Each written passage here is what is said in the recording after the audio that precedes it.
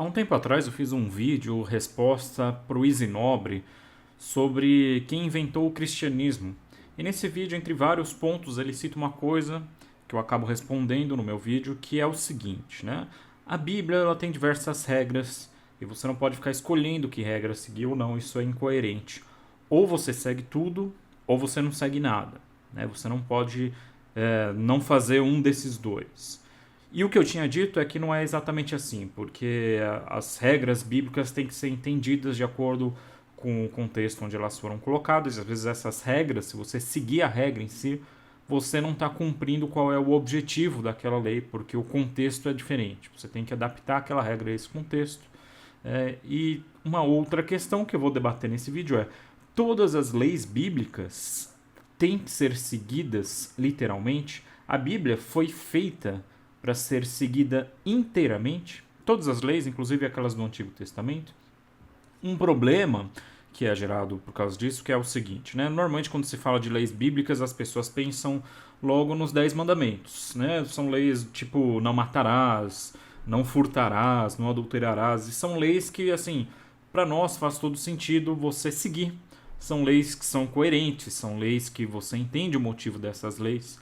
Mas se você lê a Bíblia, se você estiver familiarizado com a Bíblia, pelo menos com o Pentateuco, os primeiros 5 livros da Bíblia, se você der uma lida nesses livros, você vai ver que existe um monte de lei. O judaísmo tradicionalmente lê 613 leis só no Pentateuco. Se você fosse contando uma por uma, desde lá quando Deus criou Adão e Eva e disse crescer e multiplicar, já contam duas, né?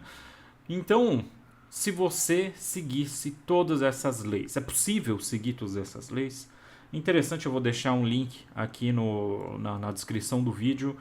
Um jornalista americano chamado A.J. Jacobs, ele tenta fazer isso por um ano, ele tenta seguir todas as leis bíblicas. E ele diz que esse ano foi um inferno na vida dele, foi muito difícil seguir todas as leis bíblicas, porque existem diversos tipos de leis que você seguir elas no contexto da nossa sociedade atual é impraticável, né? Por exemplo, existem leis penais acerca de pessoas que são adúlteras, você tem que apedrejar elas, adúlteros e pessoas que blasfemam.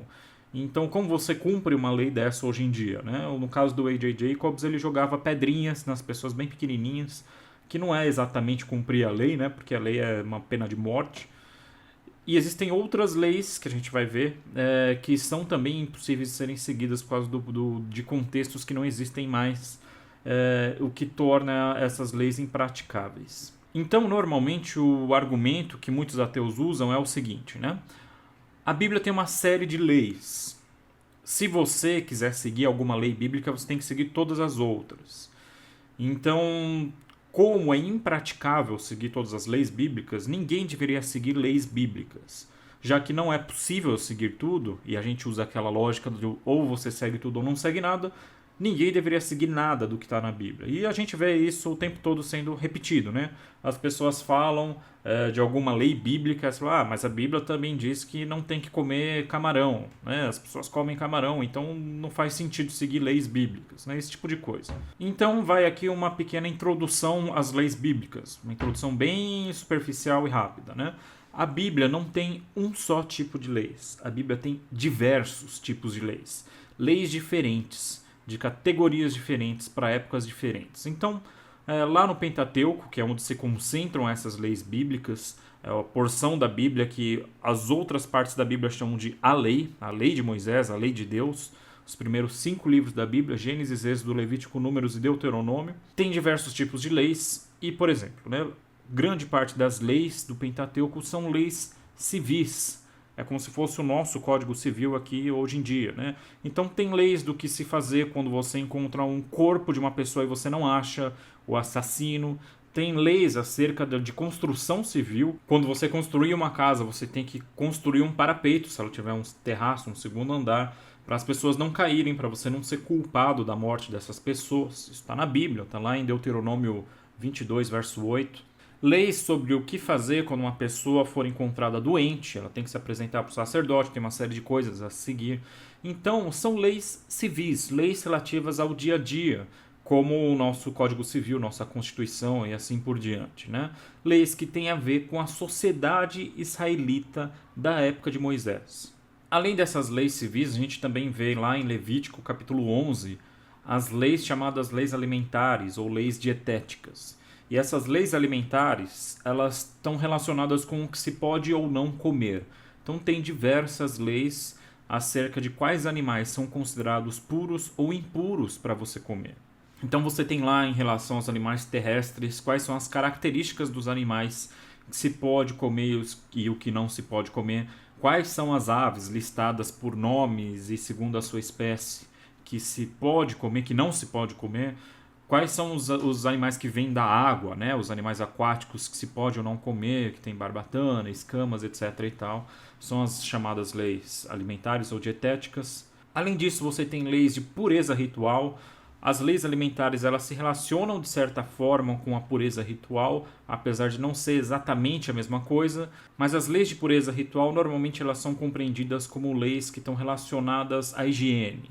Mas nem sempre as leis de pureza ritual têm uma relação direta com a higiene, né? Então, por exemplo, né, leis em relação à mulher menstruada. O jornalista lá que passou um ano seguindo a Bíblia disse que essa foi uma lei difícil para ele seguir por causa da mulher dele morar com a esposa dele, né? Então, se tiver uma mulher menstruada e ela sentar em um lugar, aquele lugar é considerado impuro, ninguém deve sentar ali por algum tempo. Essas leis, se você for pensar na higiene de um povo que mora no meio do deserto, num período, sei lá, 1400 anos antes de Cristo, você entende qual é o sentido dessas leis. A mulher tem um fluxo de sangue e esse fluxo gera, né, impurezas e tal, impurezas no sentido médico mesmo, né, germes, bactérias, etc. e tal. Então faz sentido seguir essa lei. Mas existem outras leis de pureza ritual que não estão relacionadas com o aspecto de higiene. São leis que fazem sentido só dentro da própria lógica da pureza ritual da Bíblia. Então, você tem essas leis de pureza ritual e, além disso, você tem leis cerimoniais, são leis que estão relacionadas ao santuário. Então, as leis que estão relacionadas aos sacrifícios, por exemplo, lá o começo do livro de Levítico, os primeiros 10 capítulos, só diferenciando os diferentes tipos de sacrifícios. Esses sacrifícios deveriam ser todos oferecidos num santuário. Qualquer coisa que não fosse oferecida no santuário era considerada uma abominação.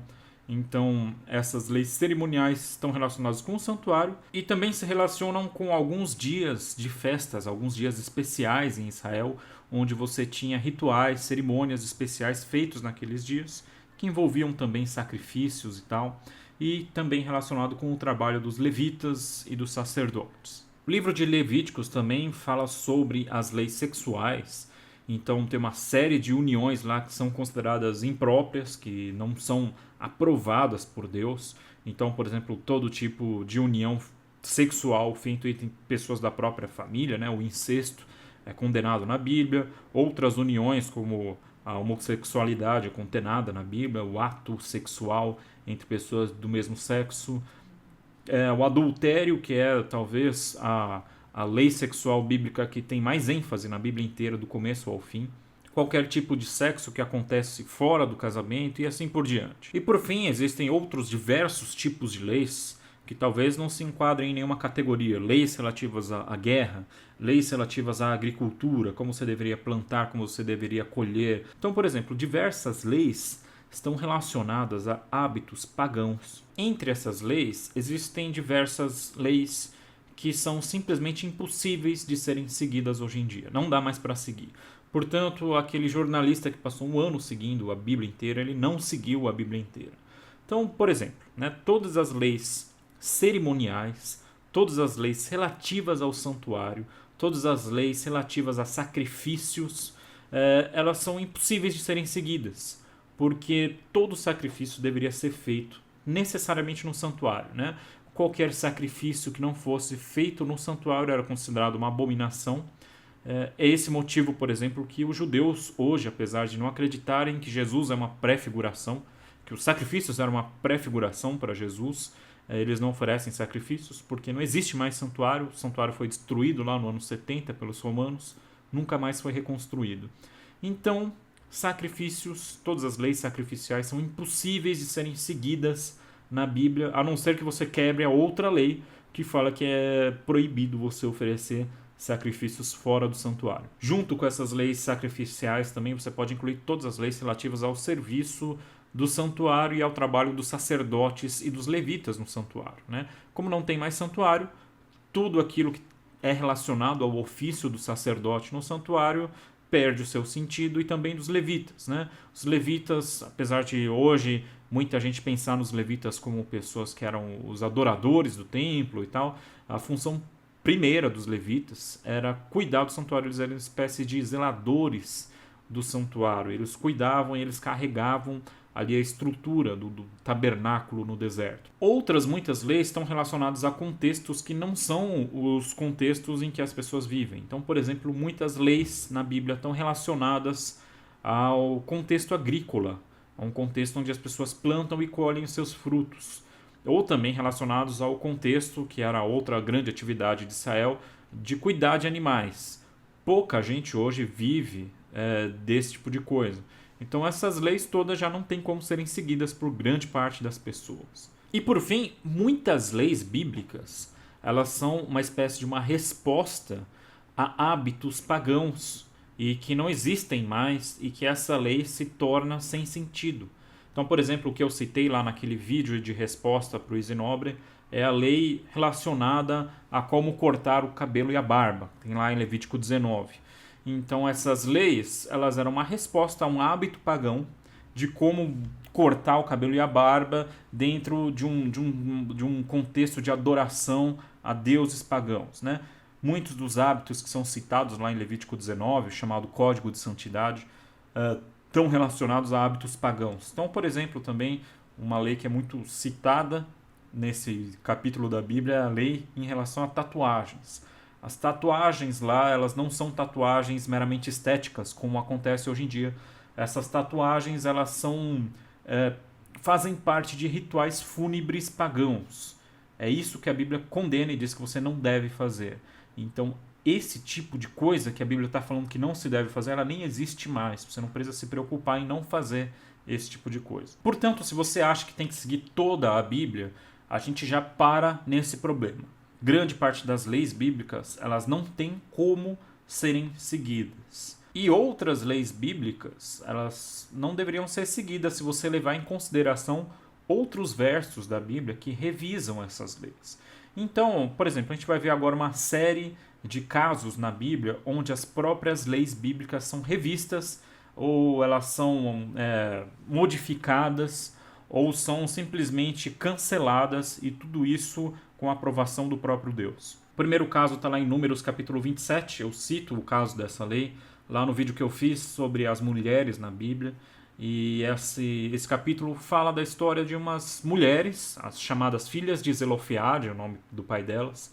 O pai delas morre sem ter deixado um filho homem para ser o herdeiro da fortuna. E lá em Deuteronômio capítulo 21, dos versos 15 a 17, se comenta sobre o herdeiro sendo o primogênito, o filho homem que nasce na família. Então, não tendo um filho homem, toda a herança desse homem, de Zelofeade, ia ser passado para um parente mais próximo que fosse homem. E essas mulheres vão questionar Moisés e dizem que isso não é justo. E Moisés questiona a Deus, e Deus fala: o que elas estão falando é verdadeiro, é justo o que elas estão pedindo. Então existe aí uma emenda, digamos assim, na lei, falando que se o sujeito não tiver filhos homens, a herança é passada para as filhas mulheres, sim. E depois, com essa nova situação que se criou, se criam outras leis para se ajustar uma outra questão, que seria o equilíbrio das terras distribuídas entre as tribos. Portanto, esse é um caso, claro, onde uma lei bíblica é revisada. Ela é revisada e existe ali uma emenda para se modificar essa lei em casos específicos. A própria monarquia israelita, na verdade, é uma revisão não de uma lei especificamente, mas de um pensamento que se tem. Por exemplo, Deus fala que o ideal não é a monarquia, né? Isso aparece lá em 1 Samuel, no capítulo 8, os versos 10 a 20, Deus falando que ele mesmo era o rei de Israel. Então, o fato do povo pedir um rei é como se eles estivessem rejeitando a Deus.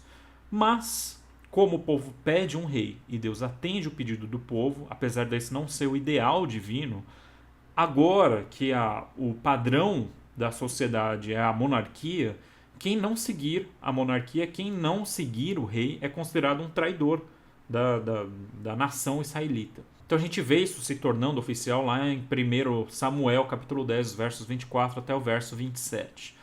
Apesar de não ser um ideal divino, depois que isso é instaurado, Deus considera que esse é o oficial e todo mundo tem que seguir.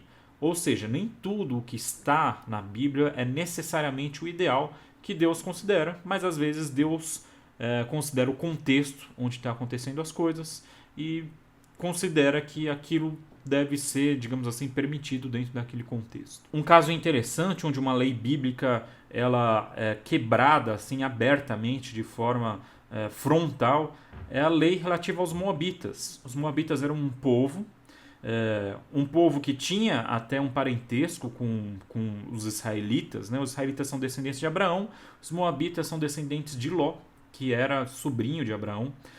E existe aquele caso na Bíblia, lá em Gênesis, em que Ló, por não ter filhos homens, e aí a gente cai naquele caso onde ele não teria herança, o nome da família ia desaparecer, as filhas ficam com dó dele, e as filhas têm relações com ele para ele poder ter filhos homens, e aí a herança passar, o nome da família se perpetuar através desses filhos, né?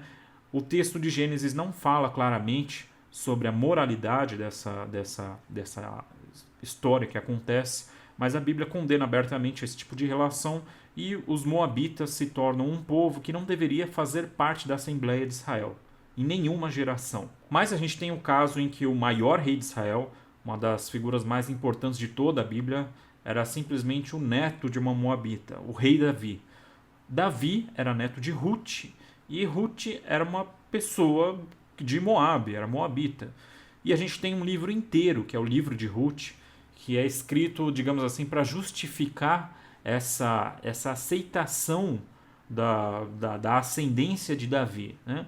Então o livro conta como a história pessoal de Ruth, ela serve ali como algo que é considerado para você poder quebrar essa lei dos moabitas. Então uma lei relativa a um povo inteiro, ela é quebrada por causa da história pessoal de alguém que foi uma pessoa boa e que agiu de forma virtuosa, digamos assim. A lei relativa à proibição dos moabitas aparece lá em Deuteronômio, capítulo 23, o verso 3, e depois a gente tem lá no livro de Ruth, o capítulo 4, os versos 16 a 20, falando da ascendência moabita do rei Davi. Um outro caso de quebra de leis, nesse caso são leis cerimoniais relativas ao santuário, é um caso que o próprio Jesus cita em algum momento nos evangelhos, quando Davi, com os seus soldados, estava morrendo de fome, e ele chega no santuário. E no santuário você tem ali alguns pães que são pães, digamos, rituais. Eles não são pães para qualquer pessoa comer, eram pães que só os sacerdotes podiam comer, e esses pães ficavam ali numa mesa dentro do santuário, onde só os sacerdotes poderiam entrar. E Davi pede para o sacerdote dar aqueles pães para ele e para os seus homens, porque eles estavam morrendo de fome. E o sacerdote faz isso, né? E o texto não vê isso com maus olhos, isso é compreendido como uma coisa boa. A lei é quebrada descaradamente e não há uma reprovação divina a essa quebra dessa lei cerimonial. No Novo Testamento a gente também tem ali vários exemplos de quebras de leis do Antigo Testamento. Então talvez um dos mais famosos é a mulher adúltera. A lei dizia que ela deveria ser apedrejada, né? E Jesus protege essa mulher do apedrejamento. E o texto mostra que, na verdade, Jesus ele escreve no chão e ele fala para as pessoas: quem não tem pecados atire a primeira pedra, né? E as pessoas vão embora. O texto não fala exatamente o que Jesus escreveu, mas fica subentendido que ele estava escrevendo pecados de outras pessoas que estavam ali querendo apedrejar e que provavelmente seriam pecados que também mereciam um apedrejamento ou morte, né? Então a questão da pena capital, ela é revista aí, da pena de morte é revista aí nessa atitude de Jesus. Jesus também é considerado pelos fariseus como um sujeito que quebrou a lei por causa do sábado, porque a compreensão que os fariseus tinham do sábado era que era um dia sagrado, especial, onde você não poderia fazer absolutamente nada, que é uma leitura, digamos assim, literal do mandamento. Lá nos 10 mandamentos, Êxodo 20, não farás nenhuma obra. E Jesus curava no sábado. E Jesus usa até um exemplo, ele fala, olha, Deus trabalha no sábado, e eu também. Ou seja, existem obras divinas, que fazem parte do sábado, né? Jesus não exatamente quebra a lei, ele na verdade ele mostra qual o espírito original da lei, mas da forma como Jesus faz isso, as pessoas da época dele consideravam isso como se fosse uma quebra da lei. Mas talvez o exemplo do Novo Testamento mais forte de uma quebra de um mandamento bíblico com autorização divina, aliás, guiado pelo Espírito Santo, acontece lá em Atos capítulo 15. Existia uma lei muito séria em Israel, que era a lei da circuncisão. Lá em Gênesis capítulo 17, os versos 9 até 14, Deus estabelece a circuncisão como um sinal entre ele e Abraão e toda a sua descendência. Então todo mundo que fizesse parte de Israel, do povo de Israel, todo mundo que aceitasse o Deus de Israel e desejasse seguir, fazer parte do povo de Deus, deveria ser circuncidado. Isso é tão sério que Moisés ele tinha deixado de circuncidar os seus filhos, e diz lá o relato bíblico que em uma hora um anjo se põe no caminho de Moisés como que para matar ele, até que ele cumpra esse mandamento. A mulher de Moisés ficou horrorizada com isso, e para você ver a seriedade desse mandamento, era um mandamento que deveria ser seguido.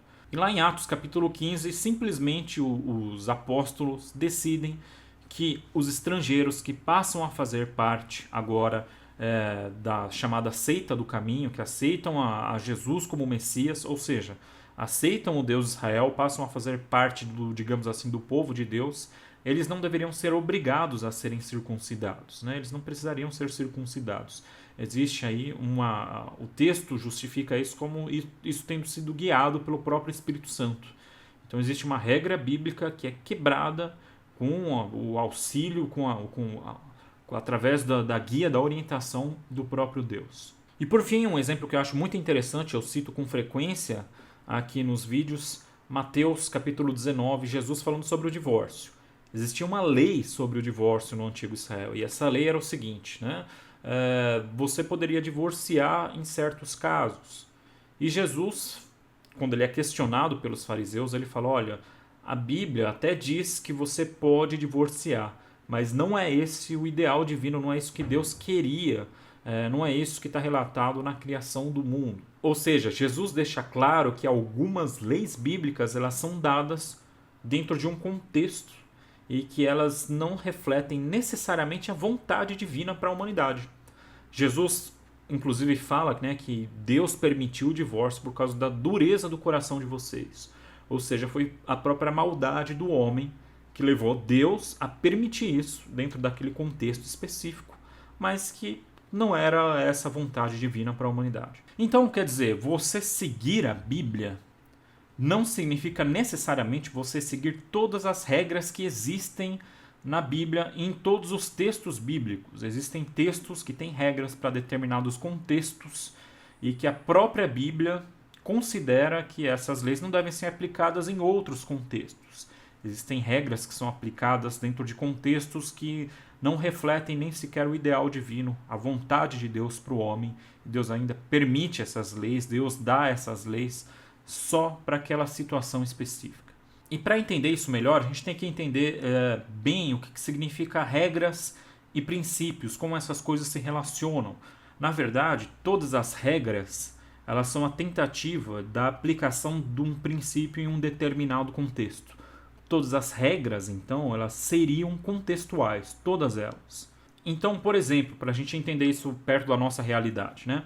Uma regra é, por exemplo, quando você chega numa faixa de pedestre e alguém quer atravessar, você tem que parar o carro e essa pessoa atravessa. Mas o princípio por trás dessa regra é você respeitar as pessoas. Então, se você respeita as pessoas, você para nessa faixa de pedestre. Você precisa de uma regra para isso. A regra não consegue dizer se as pessoas realmente respeitam as outras, mas a regra entende que respeitar os outros dentro daquele determinado contexto é parar o carro na faixa de pedestres. A regra não consegue impor o princípio. A regra não consegue fazer com que as pessoas realmente respeitem as outras, mas a regra consegue impor certos comportamentos que seriam esperados das pessoas se elas seguissem esses princípios. Quer dizer, se as pessoas realmente respeitassem as outras, você não precisaria de uma lei dizendo que ela tem que parar o carro quando uma pessoa quer atravessar a rua. As pessoas parariam o carro normalmente, isso faria parte da natureza delas, né? Inclusive, existe um caso interessante, eu vou deixar também aqui na descrição do vídeo, em uma cidade na Alemanha, onde todas as sinalizações de trânsito são retiradas, né? Então você tira algumas regras porque as pessoas naquela cidade elas se respeitam muito e aquelas regras se mostram desnecessárias dentro daquele contexto. Quer dizer, as regras são a manifestação de um princípio dentro de um contexto específico. E se esse contexto muda, a regra deve mudar. Então, mesmo quando você pega regras que, digamos assim, são áureas, são regras, digamos, universais, como, por exemplo, não minta.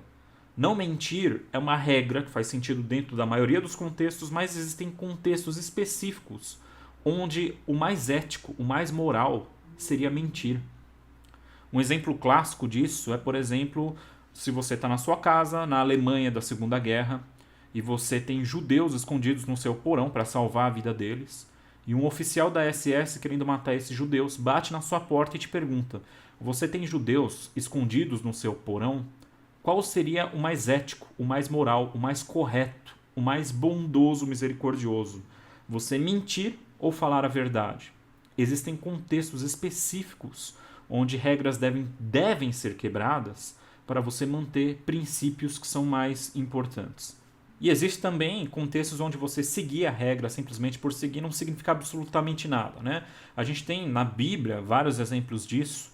Um deles, um dos mais marcantes, está lá em Isaías capítulo 1, quando Deus fala através do profeta Isaías, né, que ele não aceita as orações do povo. O povo ora, ele vira o rosto, ele fecha os ouvidos. Ele não aceita mais a adoração do povo, ele está enojado de todos os sacrifícios e de toda a adoração que o povo faz para ele, né? E o porquê disso? E Deus fala: porque a mão de vocês está cheia de sangue, porque vocês não cuidam das viúvas e dos órfãos. Ou seja, toda a adoração israelita que tem o objetivo de fazer o povo se tornar mais próximo de Deus estava sendo inútil porque o povo estava descumprindo preceitos básicos de misericórdia, que é cuidar de pessoas que não tinham condição de serem cuidadas sozinhas.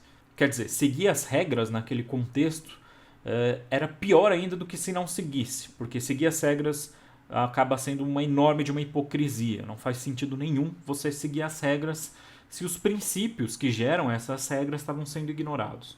Jesus resume a lei, né, lá em Mateus capítulo 22, os versos 34 até o verso 40, em dois grandes princípios, que é amar a Deus sobre todas as coisas, o próximo como a ti mesmo.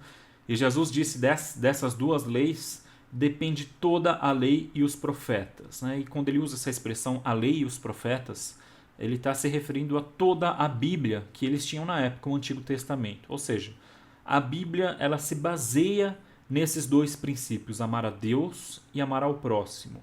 Qualquer regra que em algum contexto específico esteja indo contra esses princípios, ela não deve ser seguida. Então, enfim, a Bíblia tem várias regras. Muitas dessas regras fazem sentido serem seguidas em praticamente todos os contextos. E outras regras não. Você tem que entender qual é o pensamento que motivou aquela regra. Por que aquela regra foi dada? Qual era o objetivo? Entendendo aquele motivo, você aplica aquele princípio para o seu dia a dia, para a sua vida pessoal. Portanto, é responsabilidade de cada um. Todas as pessoas são responsáveis, todas as pessoas religiosas que dizem seguir a Bíblia são responsáveis por estudar a Bíblia inteira, né, do começo ao fim, para você entender o pensamento bíblico como um todo.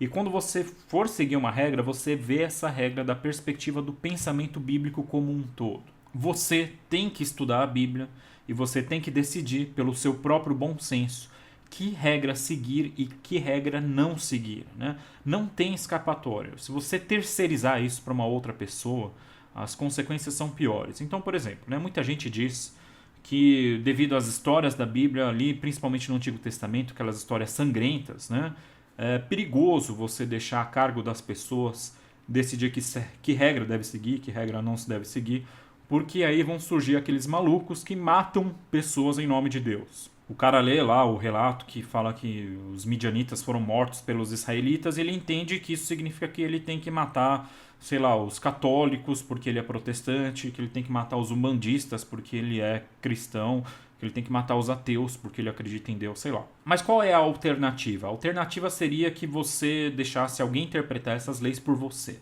Né? Alguém, uma autoridade, vai e interpreta que lei deve ser seguida ou não e você simplesmente segue.